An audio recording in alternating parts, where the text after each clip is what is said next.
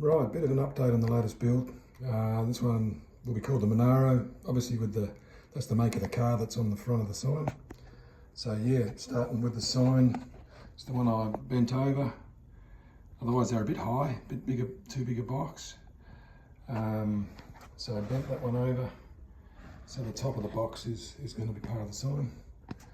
If we start at the front, so the headstock shaped, them 3 dots are where the tuners are going to go. Wasn't real happy with how I've shaped the headstock, but it's growing on me. Don't think it's going to be too bad once it's all done. So I'm going to obviously put frets on there. As far as the sign goes, with the little 3-post pickup set in the front of the car. Which I don't know if this will be able to fit the Australian spanner on there. I've got a feeling the action might be a little bit too high if I put that there, so that's going to be a bit of experimenting. There was going to be a tailpiece set over the rear part of the car, but I didn't want to cover up that much of the image, so I'm going to try using this strike plate from a door hanging out the back. Drill 3 holes in the lip, pull the strings through that way. So if we pull this off, I've still got so yeah, this is the holes for these where you put the screws in is always a bit of a pain because they're just a little bit wider than the necks that I use.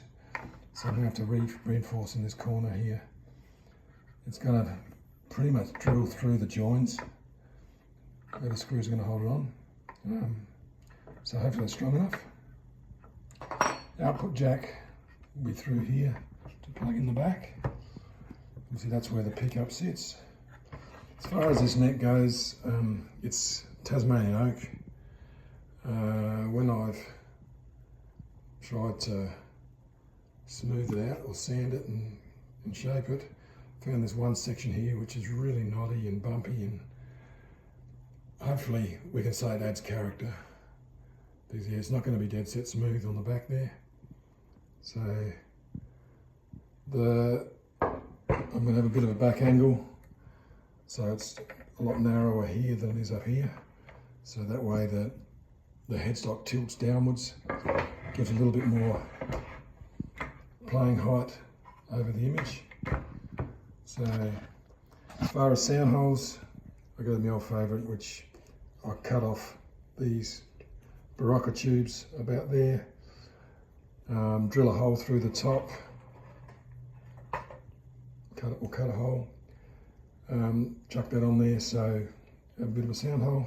I also put springs down each side of the neck inside. We'll probably might only be able to put them on the top. There won't be much room at the bottom there. So I put springs on there just to add a bit of reverb, which I think a lot of the builders use. So I'll have a go. I usually do, and they seem to work for me. But yeah, that's about it. So hopefully by next week, should have some strings on, have some oil on it. Oil usually brings the headstock out, little bits of ply and different types of wood that I use. It gives it a bit of a Frankenstein look, bits and pieces. So let's hope it all works out.